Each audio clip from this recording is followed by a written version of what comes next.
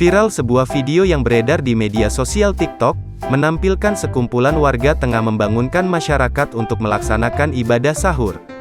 Namun, terdapat salah satu hal yang menjadi sorotan. Sebab, warga tersebut tengah melaksanakan aksi tersebut di depan sebuah hotel. Tak hanya di depan hotel, para warga yang sangat asyik membangunkan sahur itu pun seolah meneriaki penghuni tamu yang berada di dalam hotel untuk melaksanakan sahur. Yang open BO ayo sahur, yang open BO ayo sahur, demikian lantunan nyanyian para warga.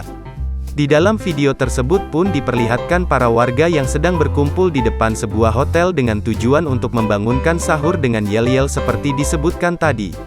Namun, belum diketahui secara pasti di mana lokasi rekaman video tersebut berada.